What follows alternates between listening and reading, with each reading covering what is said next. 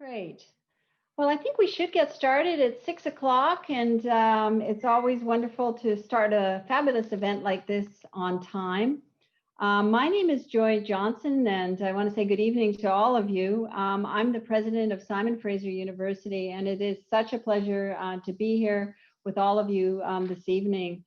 I want to begin this evening in a good way, and it's my honor to invite Chapet Lamotte Siam, Chief Lianjo of the Squamish Nation, to offer a traditional welcome. So over to you, Chief Lianjo. Thank you, Joy. Welcome to the presidency of SFU and your first lecture series. I'd like to introduce myself. My name is Chapet Lamotte Siam, also known as Chief Lianjo. I am one of 16 hereditary chiefs of the Squamish Nation, also known as the Squamish Nation. I live, work, and play in the beautiful shores of North Vancouver. I was born and raised here. And I'd just like to take a moment to welcome you to my traditional territory. I'm not doing a land acknowledgement because I am of this territory. I reside in this territory. I was born in this territory. So I welcome you to our traditional territory of the Squamish, the Tsleil-Waututh, and the Musqueam First Nation communities in the Greater Vancouver area. SFU School is right in the heart of our traditional territory, the unceded territories of the Squamish Nation and the Tsleil-Waututh Nation. And actually, our ancestors have literally roamed all of the Greater Vancouver area since time immemorial. And I would like to pay respects to the footsteps that they have laid for us today and for the work that we continue to do on their behalf. And I'd like to acknowledge the other chiefs, other 15 chiefs of my community. We have 16 chiefs. I'm the first female chief ever in my family. Generally speaking, it's patriarchal. The lineage is carried through the men. So I broke some ground in my family by becoming the first female chief of the Lackett-Joe family. And my role, not only in welcoming you here today, I happen to be the transformative storyteller for economic reconciliation with the Faculty of Environment and the Community Economic Development Program. I work with your presenter today, Jeremy Stone. He is my director of our little powerful team. And he brought me on with the vision of really digging deep around economic reconciliation. And we have been chipping away at this work slowly for the past couple of years, and hoping that we can continue this work, do some great work around the province.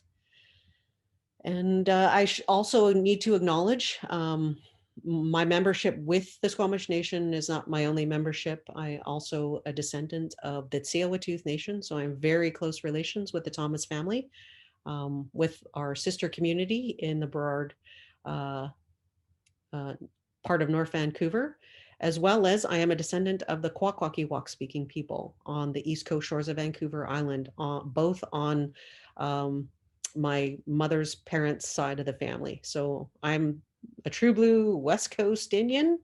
I had to go outside of the territory of southern British Columbia to find a husband. He's from the Okanagan and Inca people, because I'm literally related to everybody on the West Coast. So thank you for being here tonight. This topic is very close to the work that I do, and especially given the times that we're in and where we're moving towards, and in relation to everything from land tenure to title and rights to entrepreneurship, social entrepreneurship, and all of those things intertwined into how we see our economy moving forward. And I'm very much looking forward to learning a lot from Jeremy this evening. And again, have a great evening and hope you enjoyed the topic. Thank you, Joy. Thank you, Jeremy, for letting me do the welcome this evening. Thank you very much, Chapet Lamotte CM, Chief Joe, for this wonderful welcome. I really appreciate you joining us this evening. And I want to acknowledge that I am privileged to be speaking to all of you today from the traditional territories of the Musqueam, the Squamish, and the Tsleil-Waututh peoples. I am so pleased to be here at this very first, in my new role as president, of the President's Faculty Lecture of 2021 with Jeremy Stone, who's going to be addressing us shortly on the topic of the hidden gifts of retail, resilience, and planning for community life. As many of you know, the President's faculty lectures are part of SFU Public Square, and this is a signature initiative of our vision as Canada's engaged university. By providing opportunities to hear from and engage with leading researchers, these lectures are designed to enlighten and promote dialogue on important issues of public interest. This series over the next 6 lectures is going to explore the theme of resilience and recovery from a variety of different perspectives, disciplines. And I think it's a really fitting topic for our time. I think we all need to be thinking about recovery, resilience, and how we will move forward as a community. I'm really looking forward to this series. I think it's a way for us to share ideas and to connect with one another. And that's why we're using the Zoom meeting format today. It provides more of an opportunity for connection than the webinar format. It allows us to see each other, should we choose to turn on our cameras. And we can also communicate through the chat box. And I encourage you to do that. If you have questions that occur to you that you'd like to ask Jeremy during the lecture, please feel free to use the chat function. I'd like to take a minute and have you all also practice using that chat function by introducing yourself right now in the chat. Let us know who you are and where you're joining from. It would be great to see those comments in the chat. I want to let you know there's going to be a chance to raise questions and offer comments after the lecture, and I'm going to encourage you to do so. And as I said, you can type them in the chat, or I will also open the floor for questions and you can pose them yourself. I've noted the closed captioning, and so please feel free if you need that additional support to click on the closed captioning button, the CC button at the bottom of your screen. I want you to know that this lecture is going to be recorded and is going to be available on the SFU Public Square website and on our YouTube channel. I want to also finally remind you of our community guidelines, which are posted on this slide as well as in the chat box. And above all, we don't have any tolerance for any promoting of discrimination or harm towards others. We look forward to having a civil discussion with one another. And we want to ask you for now, as we move into Jeremy's presentation, to turn your cameras off. And during our Q&A, we'll invite you to turn your cameras back on and raise your hand to ask questions. So it is indeed my pleasure to introduce Jeremy Stone. Jeremy is the Director of Community Economic Development Programs in SFU's Faculty of Environment. He has 20 years of experience in economic development and resilience and has worked on various disaster recoveries, including Hurricane Katrina, the Deepwater Horizon oil spill, and business disruption in Lower Manhattan after 9/11. Jeremy received an MPA from New York University and a BA in anthropology from Reed College, where he studied the effect of cargo cults on economic development in the South Pacific. He's completing a PhD in community planning at UBC, where his research is focused on retail and housing gentrification after disasters. So we're really excited to have him here to talk about the hidden gifts of retail, resilience, and planning for community life. So with no further ado, I will pass the Zoom platform over to you, Jeremy. Welcome. It's really a pleasure to have you with us this evening. Hi, Dr. Johnson. Thanks so much. I appreciate the invitation. It's a nice treat to be able to do things like this, and I hope whatever I have to say is interesting. If it's not, feel free to take a nap, and we can gather together again during the chat portion of this evening. I'm going to go ahead and share my little screen now, get going. So, I'd just like to start off by thanking Chief Leanne Joe for the welcome. I'd like to say on my behalf, I'm an uninvited guest in the Musqueam, Squamish, and Tsleil-Waututh lands. I'm originally from just south of Houston, Texas, on the coast. I grew up in Karankawa territory there, and have now been here for 12 years. And I just wanted to say that I appreciate the opportunity to be working in these lands and living in these lands, and I just hope that my work and my life supports reconciliation with the Musqueam, Squamish, and Tsleil-Waututh peoples. It's important to me that everything that we do in the program is contributing to that. So yeah, I'm Jeremy. I'm going to talk a little about retail and things that are similar to that. I'll just do a brief overview of our program. SFU Community Economic Development was established in 1989. We've been around for over 30 years. I often call us the best little program at SFU that nobody knows about. But we've been tucked away in the Faculty of Environment for some time, and we have an office at 312 Main, the Social Innovation Hub downtown. We focus a lot on planning, direct community engagement, and capacity building. And we do that through a number of programs. One is our CED certificate program, which is a certificate for ECDev professionals and recent students who are working in this field. Our LEAP Social Economy Accelerator, which we do in conjunction with Community Futures across the province of BC, supporting entrepreneurs all across the province. We have our economic reconciliation program that we do in conjunction, obviously, with Chief Leanne Joe and with Indigenous leaders across the province as well. And we do our economic resilience planning program, primarily with municipalities, supporting them to think through disaster recovery and planning issues. In addition to myself and Chief Leanne, who you've already met, there's also Lily Raphael, who is our project manager. This is the dream team. I love these people. But in addition to those, we also have a whole cadre of instructors and consultants and other friends of the program. And, I just have to say that anything that I'm saying tonight or sharing, it's just stitching together the thoughts and the contributions of all these people, both now and throughout my career. A lot of the things that I'm sharing, it's just, I'm the PowerPoint guy, and they're the ones who have done amazing things and really added to this work. In addition to those folks, it's good to point out that we have really great partnerships across Western Canada. We work very closely with Community Futures, Local BC. We have partnerships with colleges and government organizations and funders. And we're developing stronger relationships with organizations like the BC Assembly of First Nations and others to further all of our programming. It might be good to start out for a second just to describe what community economic development is, if you're unused to this term. CED is an alternative to mainstream growth-focused development. We're not really GDP focused. We're more focused on communities.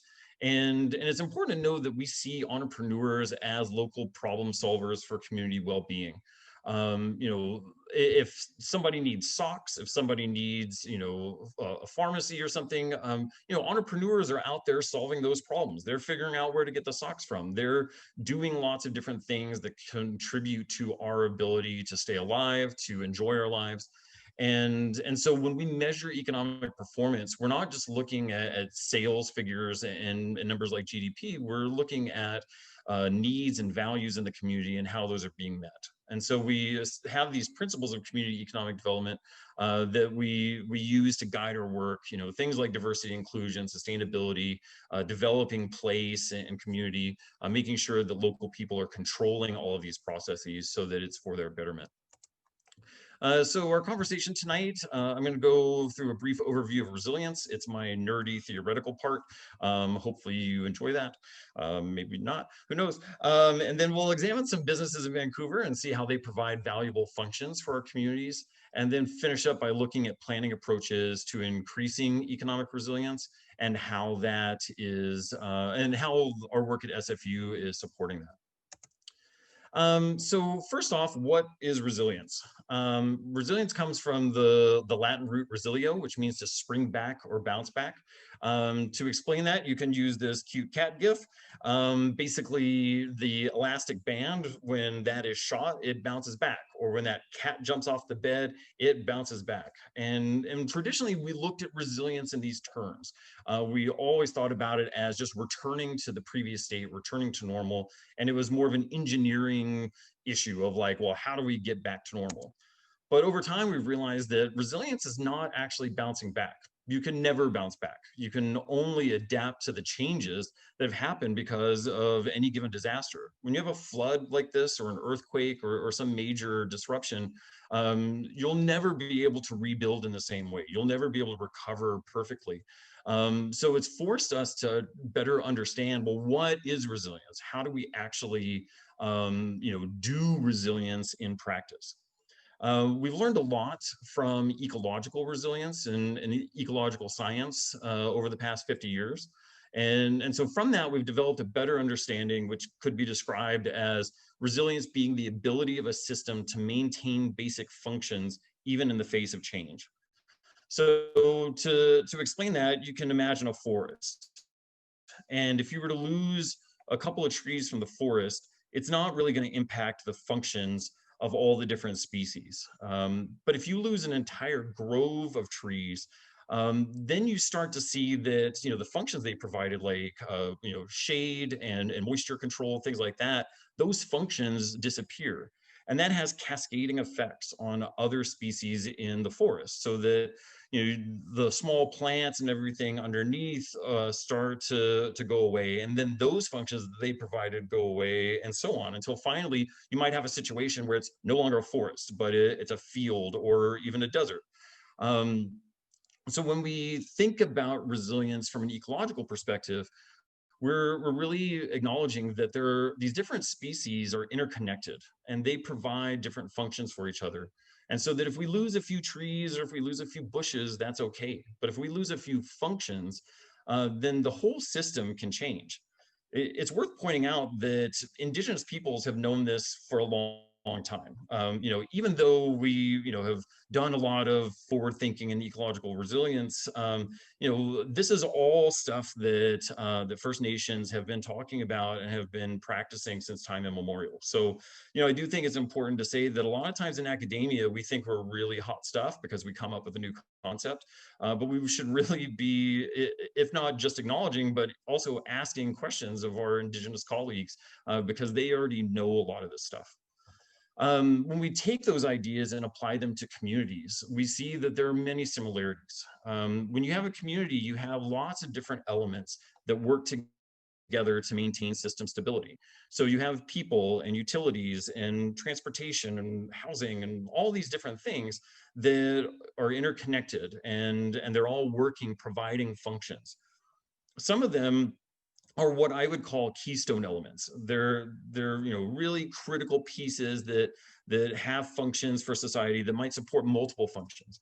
You could just use the example that if we were to have an earthquake or something and lose access to produce for a certain amount of time, we might have some redundancies there. We might have lots of canned goods and things like that, so we could still continue.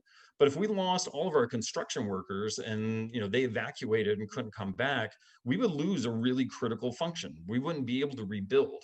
So our resilience is intertwined with some of these really important keystone elements. To me, this is much bigger than disaster. These functions and resilience are intricately related to income inequality and gentrification and the opioid crisis. If we're losing, parts of our population or certain businesses or whatever to things like gentrification, then it threatens the resilience of neighborhoods. It threatens the resilience of our communities. There might be these changes where we're no longer the city or the neighborhood that we love and cherish. We flip over into a new system. So tonight, I want to sort of drill down into this and think specifically about how businesses provide these really key functions for a city, especially retail businesses.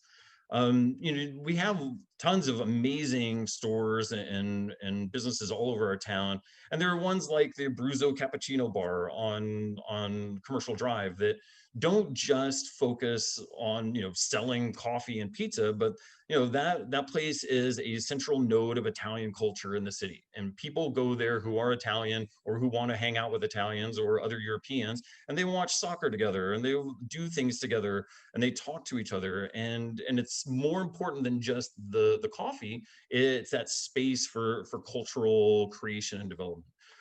Similarly with Trendy Bucks, like we have dollar stores all over town. And although some of my Faculty of Environment colleagues might be concerned about the amount of plastic going through those stores, they play, fundamental roles for low-income communities and people who are struggling to get access to low-cost goods. We often see dollar stores selling very low-cost foods. And in my work in gentrification research, I found that, a lot of low-income folks depend on dollar stores for food as well. So if we lose these stores, we start to lose critical functions in society. And so, tonight I want to talk more about that, especially in the case of COVID, because we've had lots of discussions about businesses, but I think we've missed some of the key functions. I recently looked online at the BC province's definition of what is essential. And there's, I broke down their retail businesses into a few functional categories. The essential businesses, as they describe them, are, a lot of food businesses, so grocery stores and restaurants, things like that. Home businesses are essential, hardware stores, home supply stores. They included pawn shops within a home, which I thought was interesting. There might be a need for pawn shops, but I don't go to get homewares from pawn shops, but maybe that's a thing. Animal businesses, so pet stores, livestock supply, vices. If you ever have a disaster, you need to keep the weed and liquor around, or people go crazy. So we've maintained those as essential.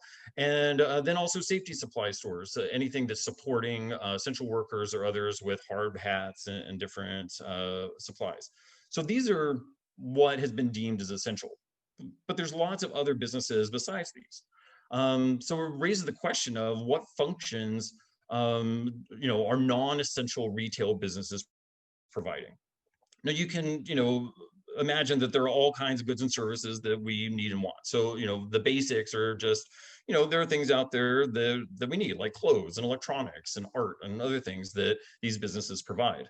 From an economic development perspective, our friends at Local BC have done a lot of research to describe how important local businesses are to our communities and to our local economies. Because these businesses, they circulate way more revenue into the local economy, and they have much bigger multipliers than national chains and some of these bigger businesses. They give more philanthropically. On a square foot basis, they produce way more jobs and revenue. So from a sustainability perspective, they're doing a lot more in smaller footprints. And so all of these are really important. But tonight I want to dig even further and say that retail businesses provide other intangible functions for society. And these are often hidden. They're not things that we see or think about every day. And so I want to go through a few examples of retail businesses, and I'm choosing the example specifically of how they play a role in the development of art and culture. Because in cities like Vancouver, we really valorize art and culture. We care a lot about it. We try to provide a lot of supports to artists and artisans. But I make the argument that retail businesses are really critical to this, and we haven't necessarily deemed them essential in these ways. Excuse me, I need a drink of water. So I've done a few interviews with businesses around Vancouver, and I'd like to share some of their stories. Before I do so, though, I'd like to say that these, this is not just a Vancouver thing. It'll be a very Vancouver-centric conversation, but this applies to Burnaby, it applies to Nelson, it applies to cities and towns all across Canada. So I hope that if you are tuning in from outside of Vancouver, you also see the similarities in your own community. So the first business I'd like to talk about is Rokko, Sarees and Fabrics. They're in the Sunset neighborhood of Vancouver, and it's owned and operated by Jaspreet Khurana and Honey Madan. They are second generation owners. Their dad opened the store in 1973, And just as they are multi-generational owners, the store has served multiple generations of the community through providing fabrics to make outfits for graduations, weddings, special events. Jazz, when I talked to him, was really clear that they're not just supporting one community. They're supporting many communities. Everybody comes in there from all walks of life. I myself shop there. My daughter and I go there to buy fabric. But especially for the Indo-Canadian community, they're providing a really core service of bringing these fabrics so that all of these important fashions, these outfits, et cetera, can be created for all of these different special events. On top of that, though, Jazz talked a lot about how in terms of self-expression and sort of pushing forward fashion within the city, they work really hard to stay on top of the trends in India and bring those fabrics to Canada. He said that, a lot of people can't go back to India, and so they can't see what's happening. So he tries and Honey try together to bring those fabrics here and stay on top of those. At the same time, they're working with people locally to sort of push forward the material culture of design, so that they'll have fashion designers come in, they'll have home tailors come in, and Honey spends a lot of time working through matching fabrics, taking Western styles and Eastern styles and melding them together. And so it's creating new and exciting trends, even in this space locally. One other thing is that they're a regular vendor for the film industry. So they do tons of costume design and set decoration. Jazz told me about a time where they provided 600 yards of velvet for the X-Files movie when they were filming here. And what's interesting as well about that is that it's not just that it's fabric, it's that it's a look. When people are making movies, they're creating a look and feel for their characters through their costumes, through the sets. And so relying on these fabrics brings in a certain culture, brings in a certain way of expression that also impacts the way that films are developed and the way that people see and feel and experience them. So it has many different impacts throughout art and culture in these ways. Taking another sort of fashion-oriented business, 10th and Proper Boutique in Point Grey is owned and operated by Marion Fudge. She's had this store for 12 years, and previous to that, she was in the fashion industry herself. They sell clothing and accessories, and she sources a lot of different designs from abroad. But what's interesting about the business is that she hires staff from local fashion design schools. She has relationships with the schools and is able to bring in students to work in the store, and they learn the retail side of the industry.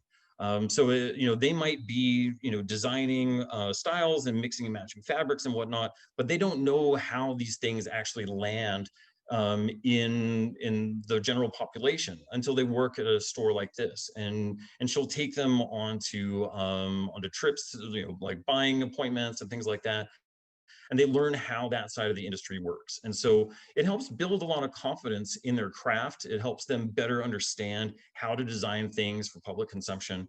And so it further impacts the way that sort of material culture is developed. She also sells lines from emerging designers and will help them test and improve their collections. So she'll have space on the floor where they can sell their pieces. And then as she learns what's working and what's not, she's able to give them feedback. They make changes and eventually strengthen their designs. So again, there's a lot of interaction that's going. This isn't just buying and selling. It's a narrative, like a dialogue that goes on between art and sale. Vancouver Special Art and Design is a business in Mount Pleasant, owned and operated by Ann Pearson. She founded it in 2008 and has been selling really interesting and well-designed products for a long time now. What is really compelling about this business is that Anne's always had a dedication to elevating Vancouver's design literacy. It's not just that she wants to sell things. She wants to actually change the way that people think about objects, think about their homes, the way that they perceive what is good design and what's not. And at the same time, she's also promoting local design. She's, making space on her shelves so that local designers who have that aesthetic can get their products out there and get known and recognized and build up their brands as well.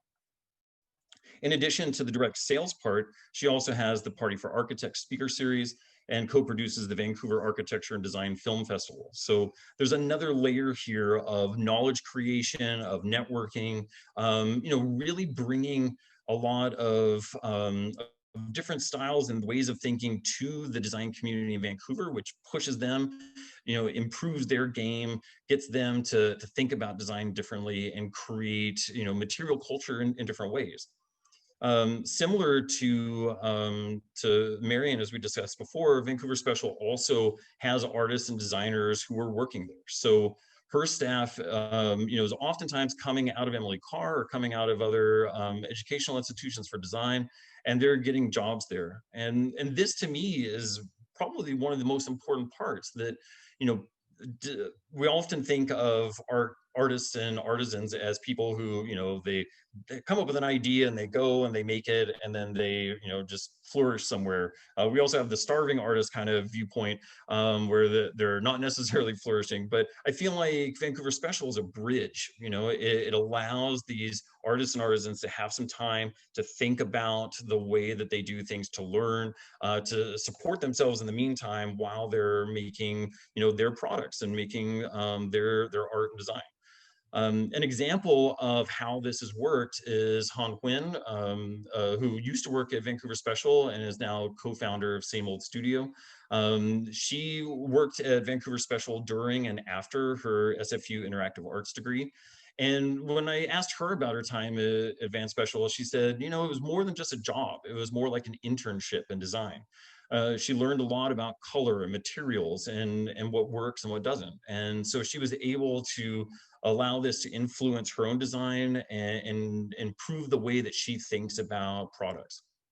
At the same time, just by working there, she developed contract opportunities. She was a part of a much larger network in the design community and was able to really figure out who's who, be able to get lots of opportunities for work and have more opportunities to develop her design and get it out there in the market. And this brought up one other point that, it helped her build confidence and business acumen. One of the things she described was just sort of the soft skill side of working in retail and having to deal with customers every day and put yourself out there and talk the talk. It was important to have that experience because then it carried over in being able to talk about design, learning that language of design, but then also contributing to her ability to develop her business. Another example in this sort of vein is Lala's on the Drive in the Grandview-Woodland neighborhood.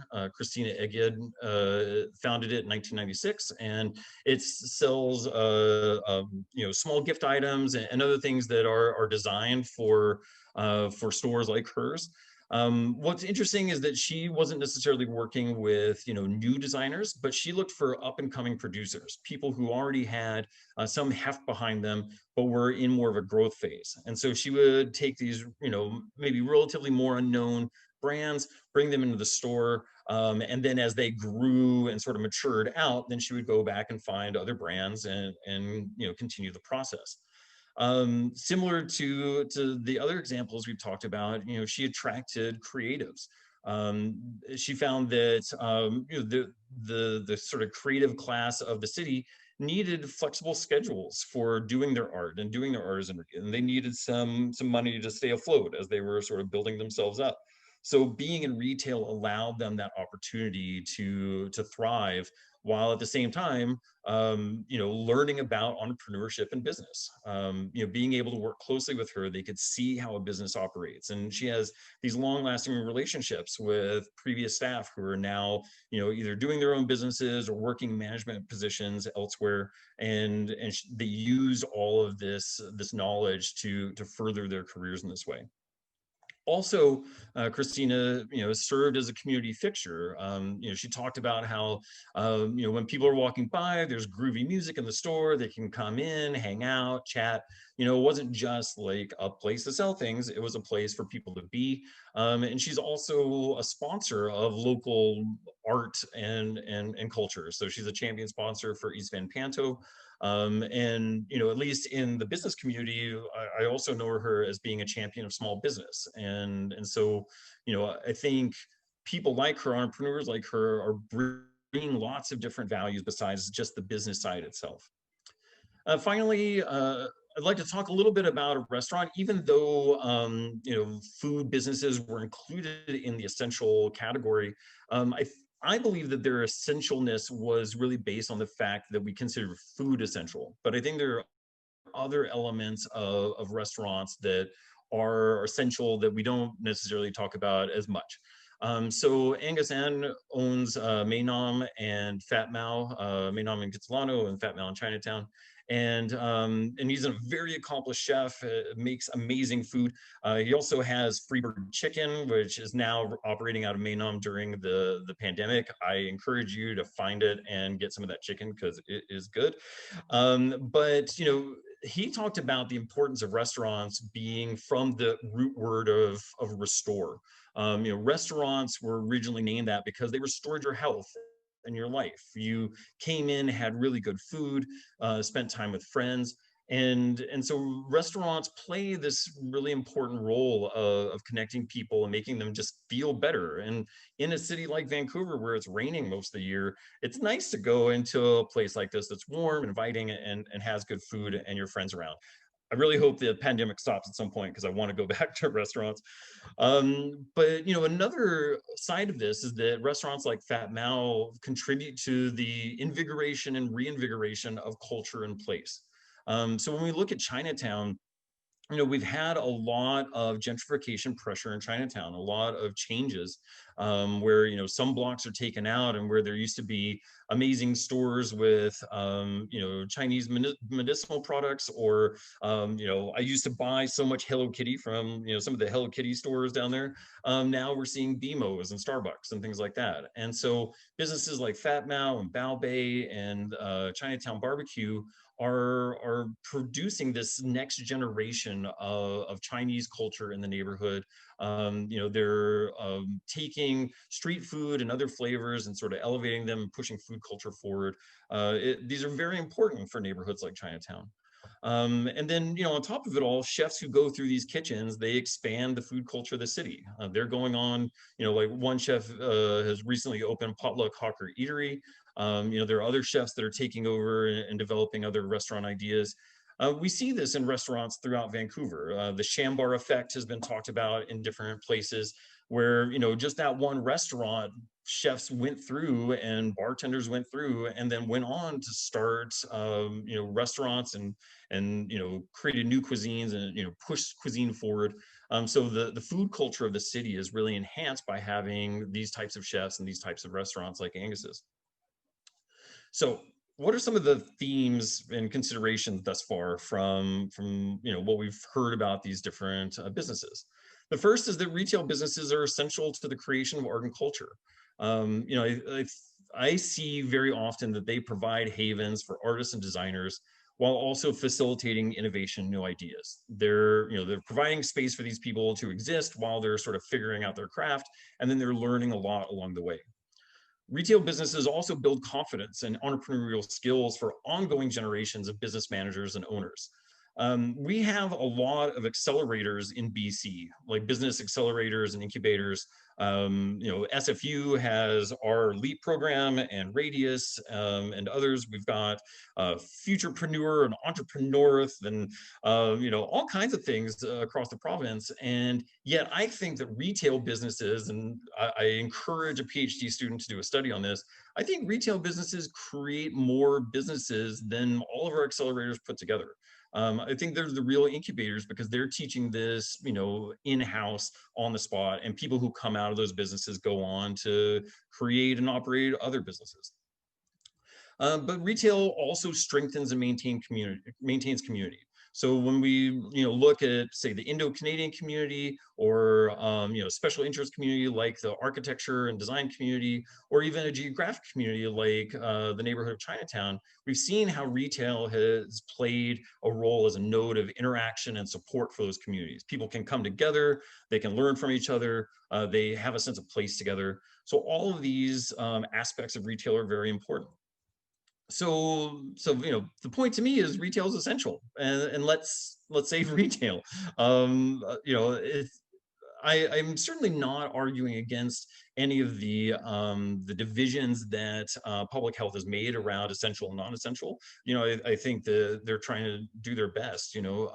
But I also think that we have to be really clear that retail is important to save, and it is essential to our cities and to our culture. So how do we save retail? And I'll take just my last 5 minutes to talk about this a little bit. So the first thing you can do is just support local businesses. At Local BC, there's been a lot of great research that they've put together about how if we just did a 10% shift to local businesses, we would create 14,000 new jobs in BC and another $4.3 billion for the economy. Just a 10% shift. We're working on a little appy type thing right now where you can download and just put in your bank statement and start figuring out what's local and what's not, and find ways that if you could just move that 10%, you could have a really major impact.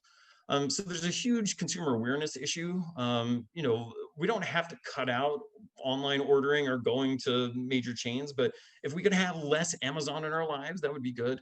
But also if we had more buy local programs, focusing people on buying locally, having more public procurement policies so that municipalities are buying locally rather than from major chains, and also more business to business procurement, having businesses recognize each other as other vendors to buy from, we can really improve the longevity and the resilience of local businesses.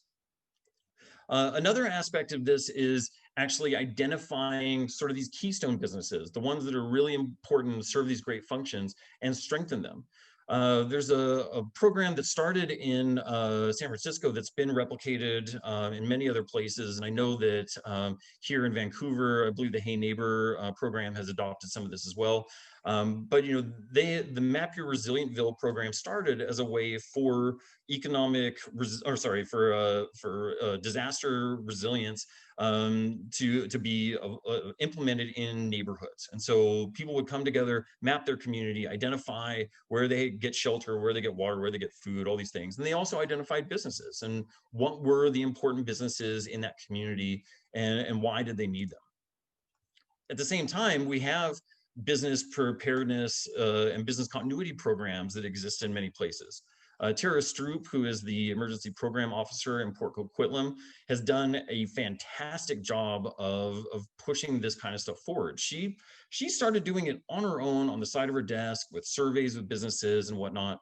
And that grew into more supports for those businesses and the development of toolkits and business continuity planning. Now, I think what we should see here is a way that these approaches can work together. We can work with our neighborhoods or small communities and map out, what are these important businesses that provide these important functions, and then specifically work with them to develop business continuity plans and to get extra supports so that we don't lose them in time of disaster. These are not things that have to be separate. But you might ask, well, how do we put them together? And the answer to me would be economic resilience planning. We have lots of plans in municipalities and communities. We've got, like say in Vancouver, we're developing the Vancouver plan. We have an economic development strategy. We've got emergency management plans, but very few, if any, municipalities across Canada have specific economic resilience plans that can be applied to any hazard. So that regardless if it's a pandemic or an earthquake or a forest fire, that we've got a plan in place for disruption. I did a study a few years ago with J&M Global in the States and the Department of Commerce, and we looked at flood impacted counties in Colorado after the 2013 floods. And in 2014, we published this work where we looked at all of the plans in 26 municipalities, and we scored them on the basis of economic resilience. Not only did economic resilience plans not exist, but even in the economic development and emergency management plans themselves, there wasn't much at all about resilience. And this is true in Canada as well. Whenever I've done these same studies in Canada, this stuff just doesn't exist on paper. So we don't really do a good job of planning for this. Very recently, in conjunction with Community Futures in Central Kootenay and then the Applied Innovation Research Center in Selkirk College, we actually did a pilot planning process of this type with 8 municipalities.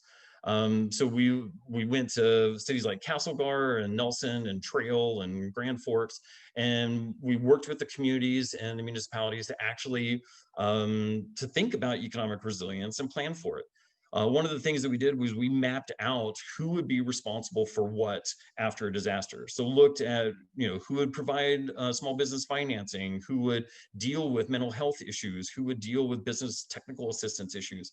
And one of the important things is that it wasn't the government in most situations. This was very much a bottom-up community-led process in each of these communities where the plan was owned by either the Community Futures or the Chamber of Commerce or something like that, but then it was done in conjunction with regional emergency management and the municipal leadership. And so now we've created all these plans, and some of the municipalities are finishing them, but they actually have plans for this kind of disruption, and they were developing them like COVID happened in the middle of this process. So then they were learning from COVID and improving these plans. And our next phase is to develop regional networks between all the plan holders to actually have regional coordination and support, so that when some communities can't do it themselves, they've got other folks involved. And this is something that can be done in the Lower Mainland or on Vancouver Island or in Calgary, anywhere, but we need the political will to do so. Very recently, our CED program also collaborated with Loco BC, and we were funded by Vancouver Foundation to do an economic resilience study here in Vancouver. And again, COVID hit while we were doing this, and we did focus groups with multiple BIAs and a cross-city business survey, and learned a lot about what happened during COVID, how businesses were supported or not supported. And some of the things that we heard was that there was poor communication. There was no centralized node of communication and leadership for economic resilience and recovery. There was a lack of clarity around essential. So some businesses stayed open and some didn't, and they didn't know if they could or not. There were barriers to supports. We saw this very often with the federal program for rental assistance, where a lot of it went to property owners, and a lot of those folks didn't want to get involved in it, and so then businesses didn't receive any benefits.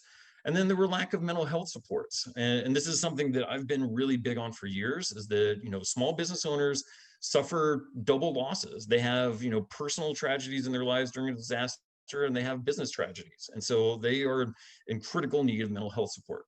There was broad agreement coming out of this process from everyone we talked to. The city of Vancouver needs a plan for economic disruption.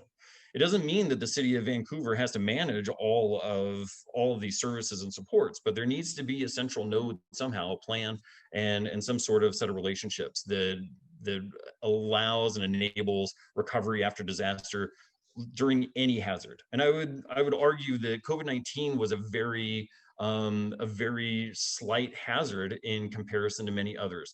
An earthquake where you have damage to all the buildings in the city, or a large portion of buildings in the city, would have many additional levels of trauma and disruption. So this was sort of our dry run, and I think that we need to have a good plan.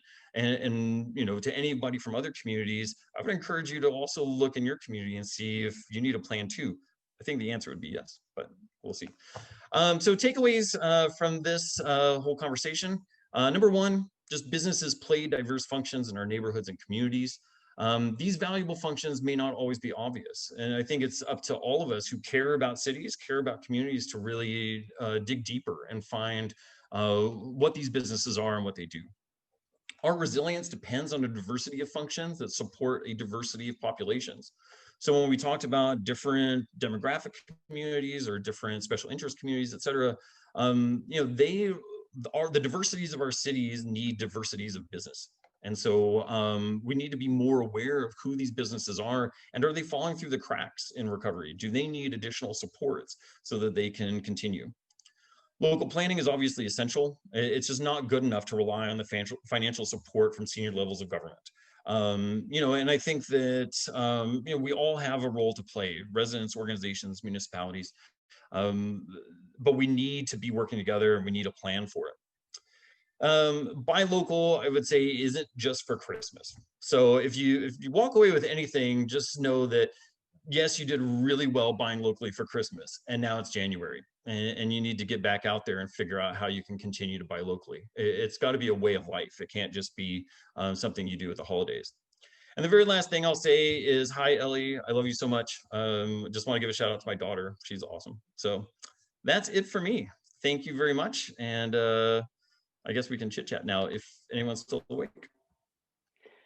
Well, thank you ever so much, Jeremy, for that presentation. I really enjoyed it. I learned a lot. And we are going to have an opportunity for some questions.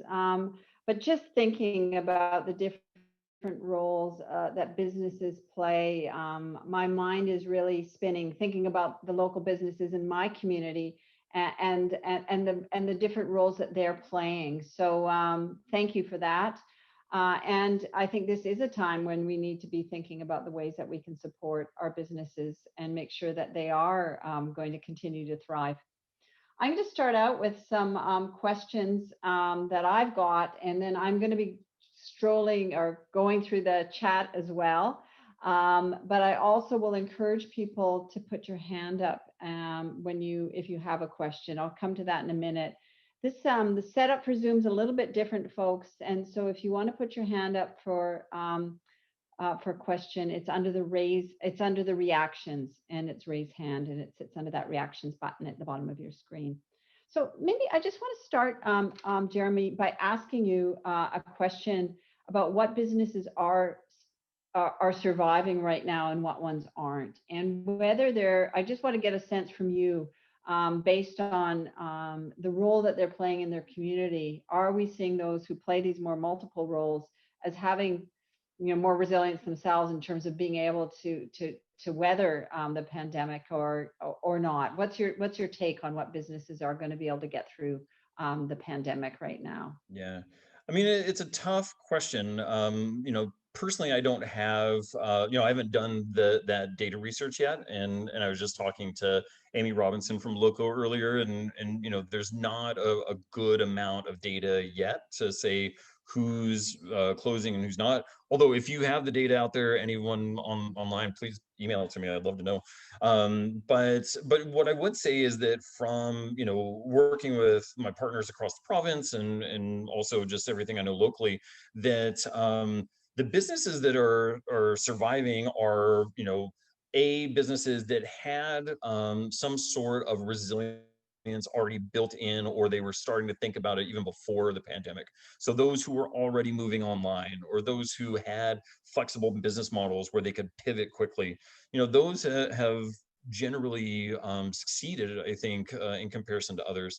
And then there's also, I think one of the big problems when you look at business disruption is that there are business owners are not out there running, like they don't typically do well with the bureaucracies. A lot of times when they're just trying to get regular things done, they're good at like their lane. They sell cool things, or they like do a really great service, but they don't necessarily know how the city works and where to get permits and stuff. And so then when you have this added layer of bureaucracy of trying to deal with recovery resources and trying to figure out where to go for all this stuff, there can be many challenges. And so, I think the ones who are better at navigating bureaucracy tend to survive longer, and those that are not so adept at it, they struggle. And so in my work previously, we've focused a lot on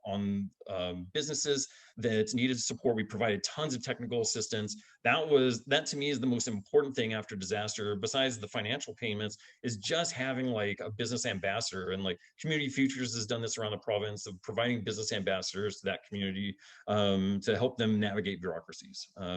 I could go on, but those are some big things.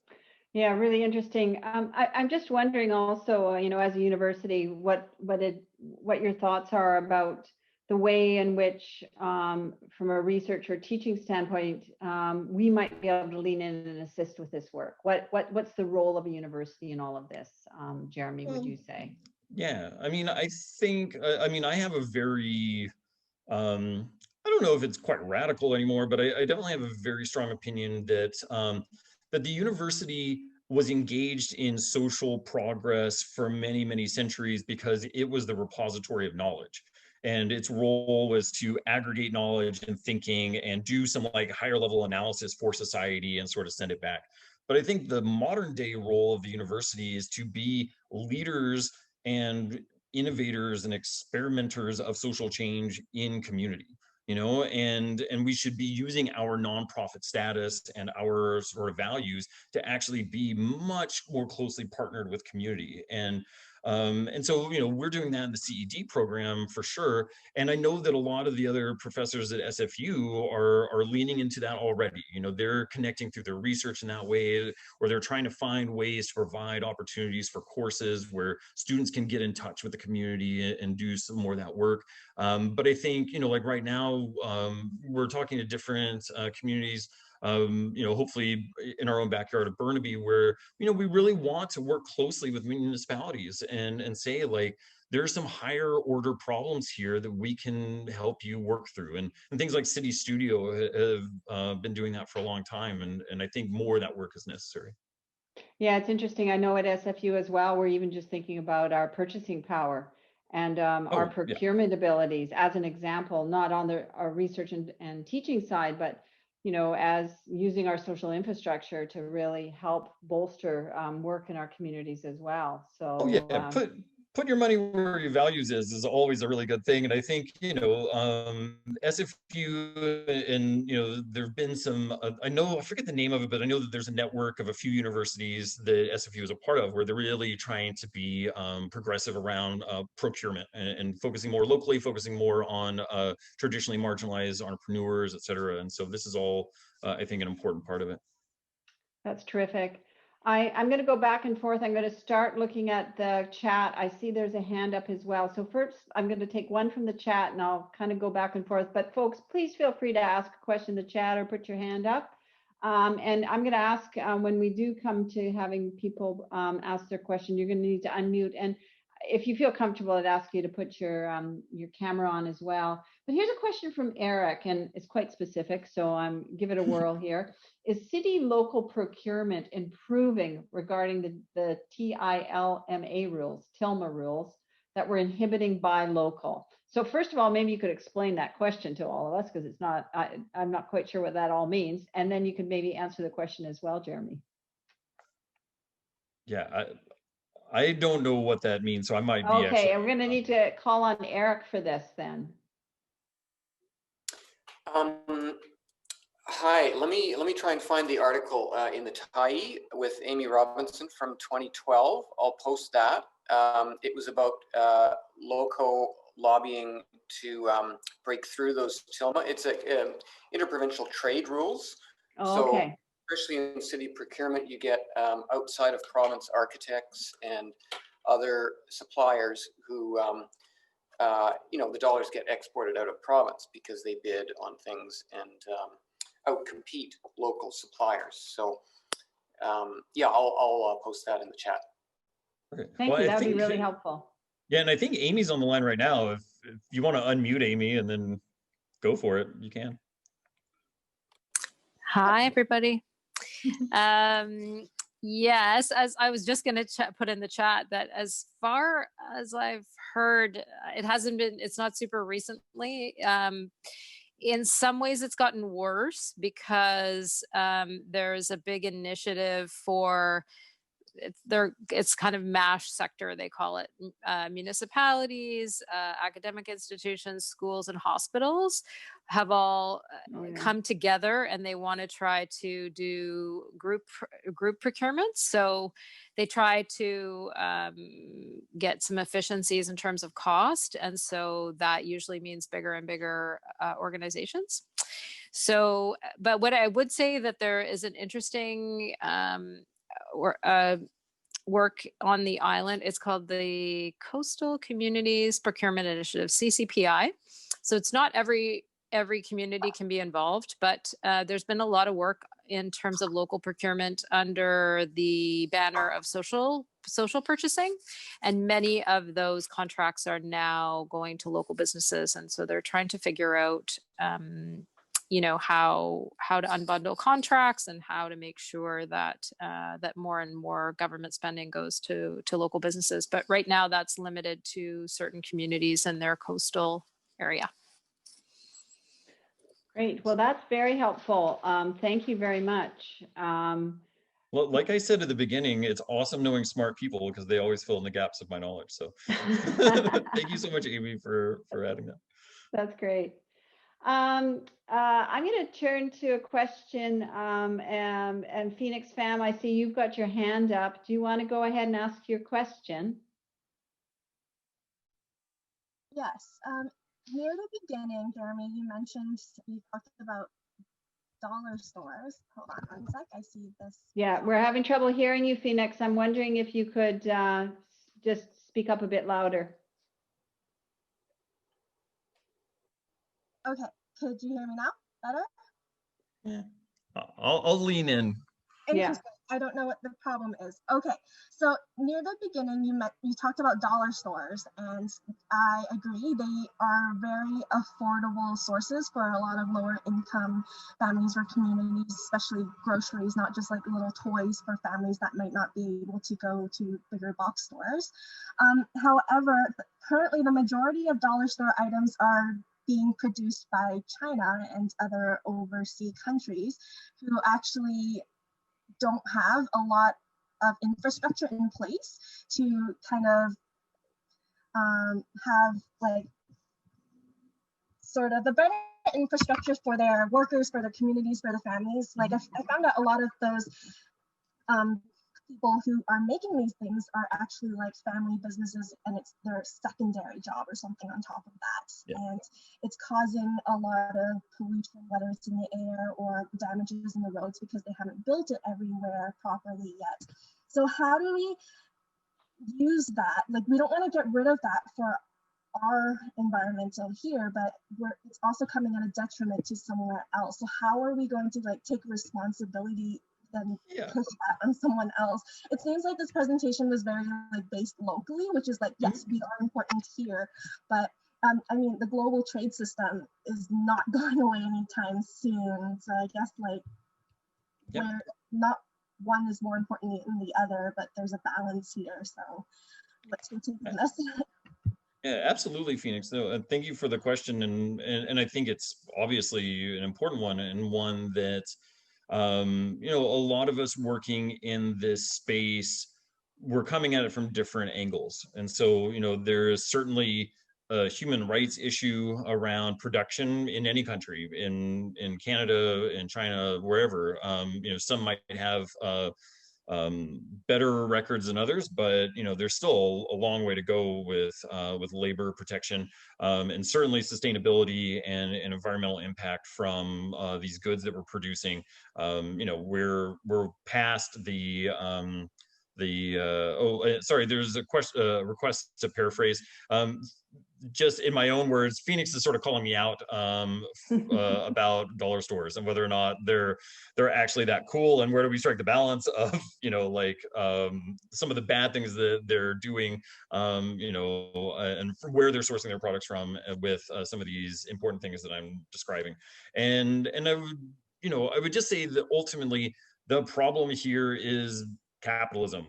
I'll always kind of pivot marks somewhere in my conversations, but I mean that's the problem, is that we're stuck in this like horrible system where labor is not paid enough, so they need cheaper goods, and so then this creates markets for cheap stuff elsewhere and from elsewhere, and then they're like reducing labor protections there to make it even cheaper and cheaper, and it keeps me up at night. I don't know how we solve this yet. I mean, I certainly think that there's a lot that we're doing in terms of demanding change, and trying to source from ethical producers and all this stuff that's important. In my job, I'm typically much more, yes, Richard said it's a wicked problem. It's totally a wicked problem. There's no winner here. But I would say that that one of the important things in my work, I'm really focused on the immediate challenges that humans are facing. And so a lot of times I have to make a compromise and say, I'm not working on the dollar store problem today. I'm personally going to work on trying to keep someone alive who needs access to really low cost stuff during and after a disaster.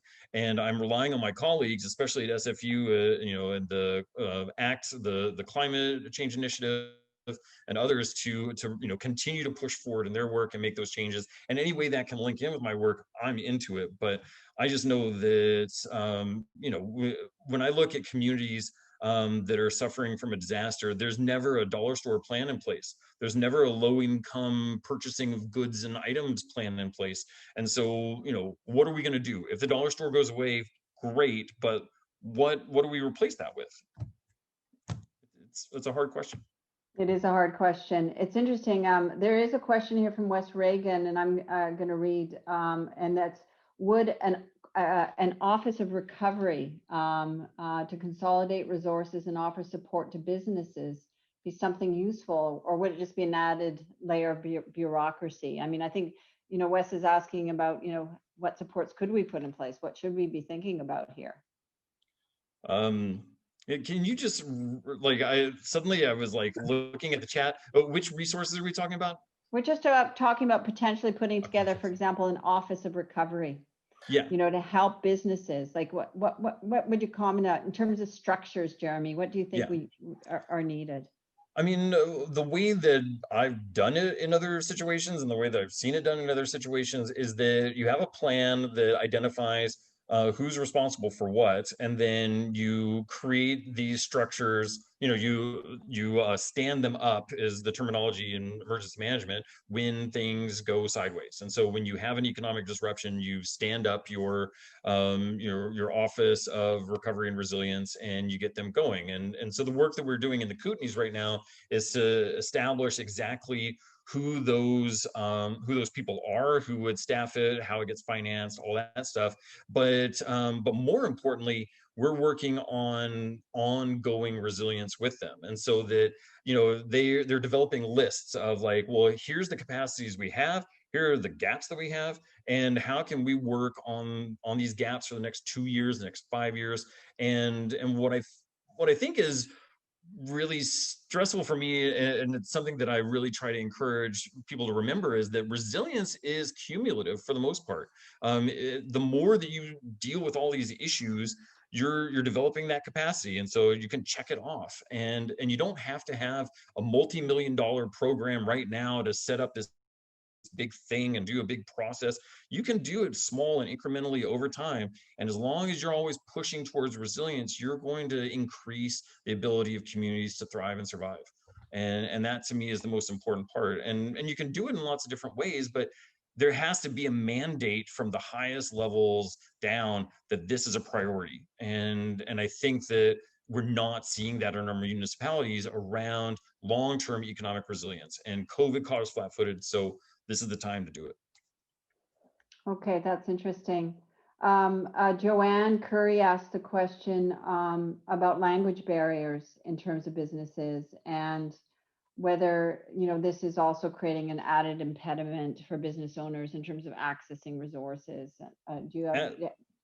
Yeah, absolutely. And I didn't get a chance to say that before when I was talking about, different technical assistance supports, but absolutely, language access is a huge issue.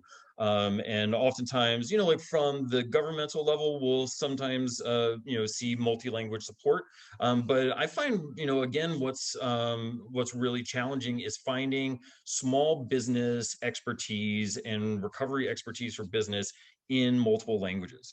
So, you might have a couple of business counselors, one might know Mandarin, one might know Punjabi, but there's a whole host of other languages too that are necessary. And so I see, like bank branches like in Van City, where you'll go into the Main Street branch and they've got like a board there that says, here are all the languages in the office today. And they've got like 8 languages in the office, and they're hiring specifically to connect with those communities. And I think if we could take that same approach or even utilize that same staff and have within our city or within a small municipality an agreement that says for the first 3 months after a disaster there's going to be a staff sharing agreement between the bank branch with all its language capacity and the small business technical assistance. I mean, you've got an asset there that you can utilize, and so it requires a process of sort of asset mapping, and that's all part of the planning. That's interesting. That kind of links in, I'm going to make a link here, to Kate Seth's comment or question about, are there ways that businesses can support other local businesses since they could help each other and help create sustainable life cycles? And so that's an example in terms of some resources, but it also might be in terms of cycles of consumer products as well. Yeah, definitely. And I think we have different examples that we sort of promote in our planning work where we talk about, say, for instance, can you do that matchmaking between businesses before a disaster to say, well, how can the 3 fabric stores say collaborate if something happens to like some of their spaces? Could they actually create some space for a business to co-locate? Could they all work together for supply chain issues? There's a lot of ways that businesses can support each other that way. And if we're in a community and we're identifying, well, like, look, these few businesses that are in the same industry, like we need them to come back online, there may be important employers or something like that, then we want to encourage them to make that a part of their business continuity plan, to actually talk about how can we collaborate together. And I think being able to do that matchmaking, some municipalities are looking at, well, can we actually create databases and do some of the matchmaking either before, during, or after a disaster? And that's like a low cost thing that you can do that could have profound impact. Oh, that's interesting. I do want to point out to everyone, there's a lot of really great resources also coming up in the chat. So please feel free to look at the chat and some of the resources. So thanks everyone for those links. Really appreciate it. There's a question here from Susan Fisher, and it's about the Buy Local program, Jeremy. Okay. Do you have any sense of whether the Buy Local campaign, what effect it's having on retailers? There's a lot of ads and papers, but I guess the question that Susan's raising is it working? Do we have any evidence? I mean, there was definitely a lot of evidence before the holidays. There was, I found sort of articles here and there where businesses were talking about the impacts, and there were definitely some stories in Ontario about how that there was an increase in purchasing. And I haven't seen any fulsome studies done since then. But I definitely know anecdotally that lots of businesses and lots of people have been talking about the surge in local purchasing that happened over the holidays.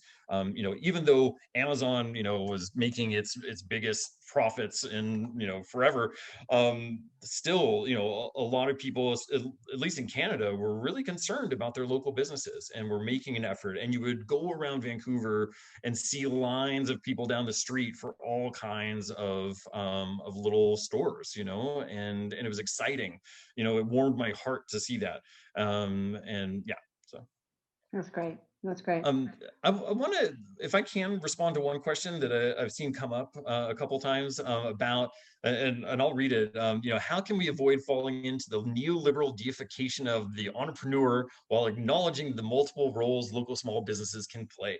I love this question because it's a thing that I've thought about a lot, and I've struggled with it at times. And I think the way that, you know, we really approach it within the CED program, it actually flows a lot from what Barack Obama said, like, I don't know, 7, 8 years ago. He was talking about small business, and he sort of made a faux pas in the way that he said it. But, you know, he talked about businesses, and he was like, you know, all the success that you've had, you know, you didn't build that. And he ended there, and he should have said, you didn't build that alone. But that was the intent of the remark, and it's absolutely true. You know, entrepreneurs, I describe as they are organizers of resources.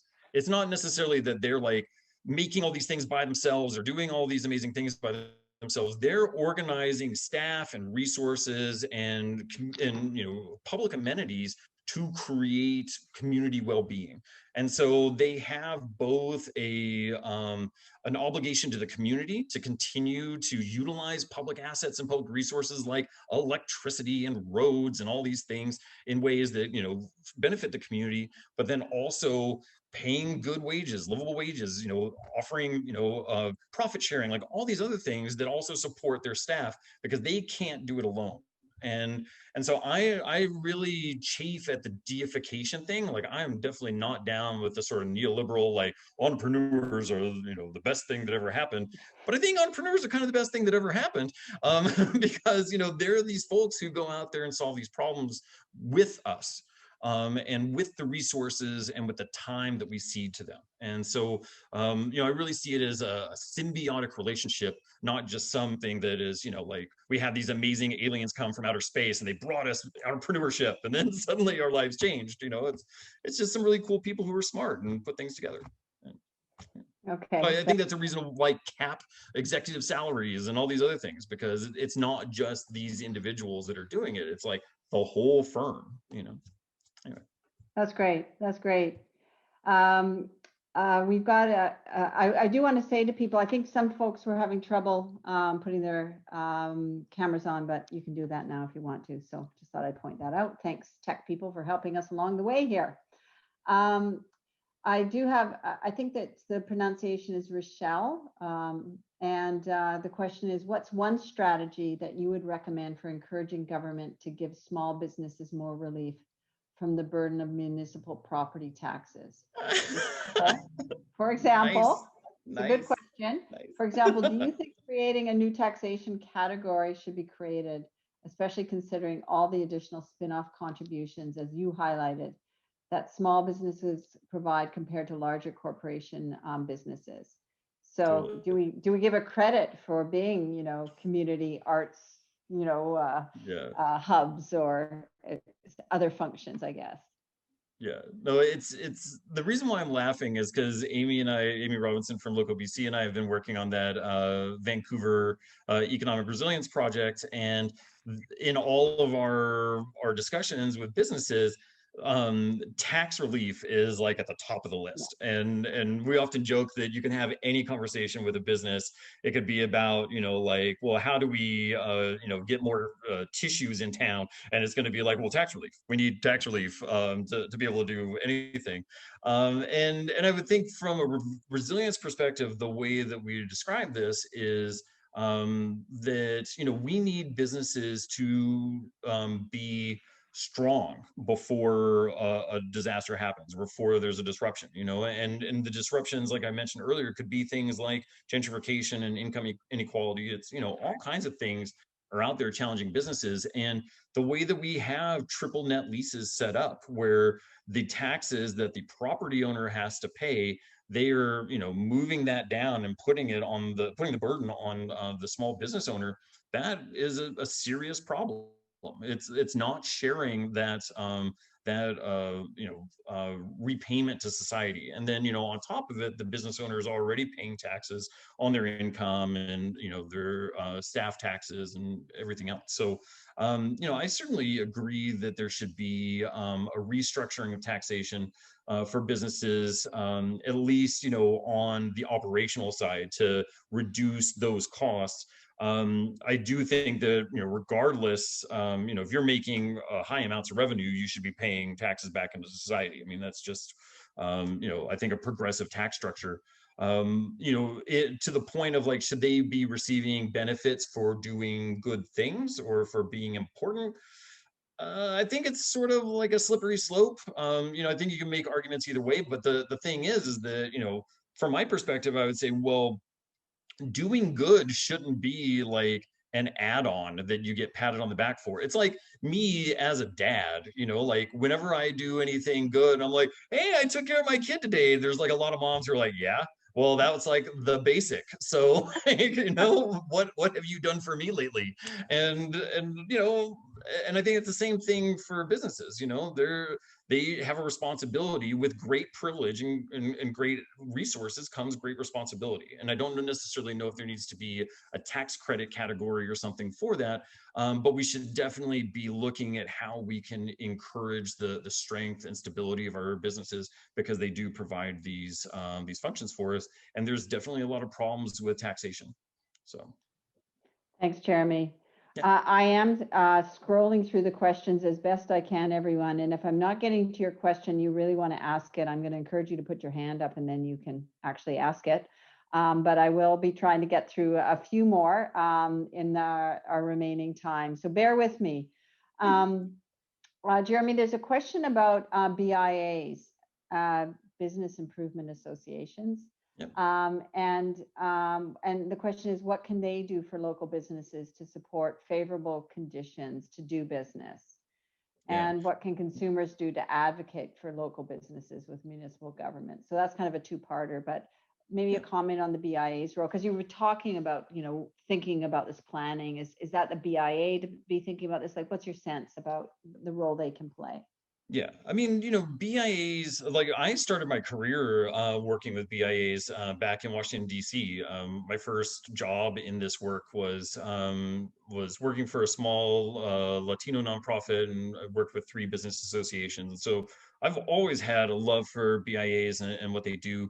The tough thing about a BIA is that it's generally self-funded from contributions from the businesses and or property owners.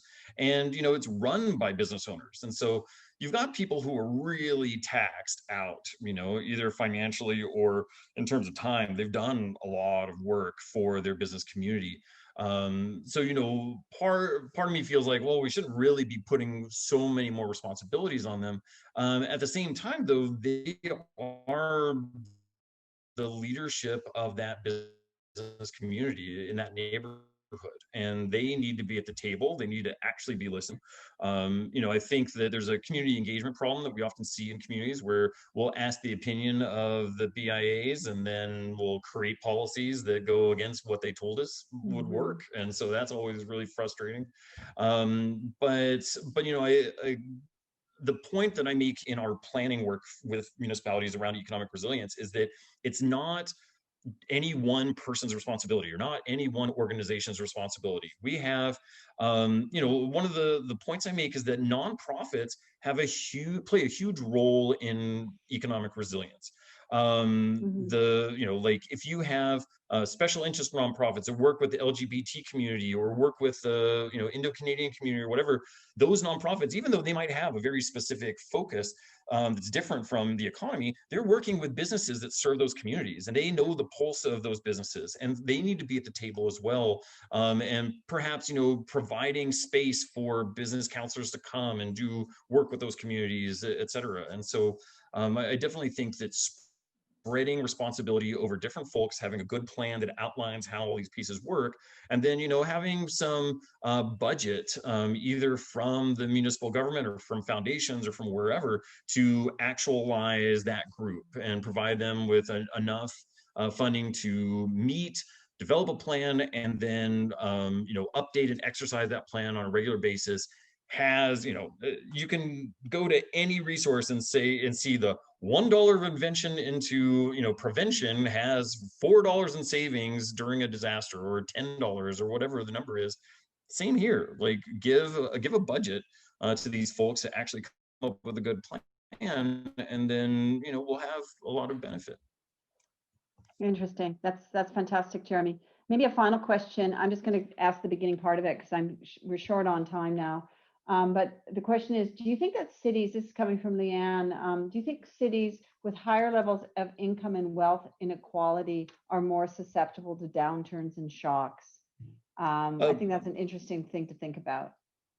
Yeah, definitely. I mean, I think it's interesting because certainly traditionally marginalized communities always suffer more impacts. They have less long-term resources in order to dig themselves out. We have this sort of thing about disasters, it's the great equalizer, and like we heard that at the beginning of COVID, and Kim Kardashian was like, oh, the great equalizer, and I'm like, come on, y'all, like, we're equal during a disaster. We're generally equal, probably not at all, but for maybe like an hour, and then somebody is able to get their helicopter out, or, they're able to, like, go refuge in their really well-built house and all this stuff. And so you see communities who don't have those resources suffer a lot longer. Yeah. However, that being said, resilience, resilience is a weird word because it can be very triggering for people. And I think that we've had a lot of communities of color and indigenous communities and others say, like, look, we've been resilient, like we have put up with slavery, or we've put up with, institutionalized racism. We've put up with, a lot with capitalism for a long time. And so we're already doing resilience. And you already see, like my experience with African-American communities back home is that, there's already networks of mutual aid associations, the churches, et cetera, that spring into action when disasters occur. And so I want to be able to say, that these communities are strong communities, and they've dealt with so much, and yet we haven't championed that by giving them the adequate resources and changing the policies, et cetera, to allow them to use all of that built-in resilience and strength and determination to succeed. And I think it's one of the greatest failings of our society, and it should change. Thanks, Jeremy. That was terrific. I really enjoyed this evening. Really stimulating, lots of great questions from the audience out there in Zoom land. So thanks to all of you. Jeremy, I'm kind of going back to that image of the forest and the trees kind of disappearing and being left with the desert. And your lecture really has reminded us about the really important role that our retail businesses play in terms of helping our communities thrive. And I think all of us are going to carry that image away with us. You raised some excellent points. You put a challenge down to us to be thinking about the roles that we have to play in terms of supporting our local businesses and planning to make sure that we do have resilient communities. So thank you for that. I hope you're feeling the love in the room tonight. People want you to be president, so good for them. That's funny. Yeah, no, and if great. Nothing else, someone's suggesting that you need a big research budget, so that's great too. Yeah, so thanks, from their lips great. to Shirk's ears. Yeah, exactly. So fantastic. So I want to thank an event like this takes others as well to plan. So Jeremy, again, thank you ever so much. Thanks to everyone for attending this evening. It's been great. I want to thank our excellent captioners from AI Media. I really appreciate that. Public Square always rock it and really help us out. They really are masters at putting events together. And I really want to thank them for bringing us together to learn and engage with each other. And, we all need to be connected. So more than ever. So this event's been really fun from that standpoint. I want to tell everyone that the next President's Faculty Lecture is going to take place on Tuesday, February 9th. I hope you can join me. Put the word out there. We have a lot of fun and the chat's very interesting as well. Our next faculty lecturer is Perendosa, professor of anthropology. And Perrin's going to be speaking about envisioning social justice from the margins. And I think it's going to be another really timely and thought-provoking lecture. I hope you can all join me.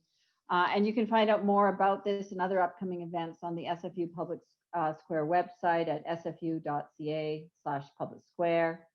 I think we're going to close with a video promo. So check it out. Look forward to seeing everyone at the next lecture. Jeremy, thanks again. And thanks to everyone for joining us this evening. I really enjoyed myself. Thanks so much. It was great.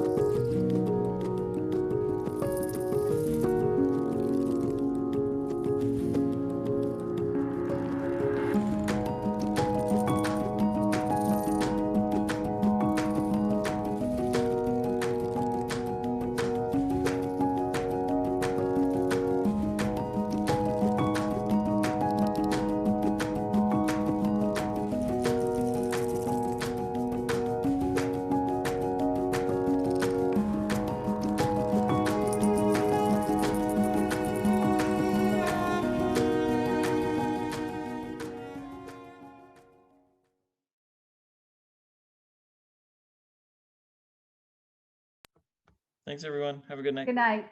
Stay safe, everyone.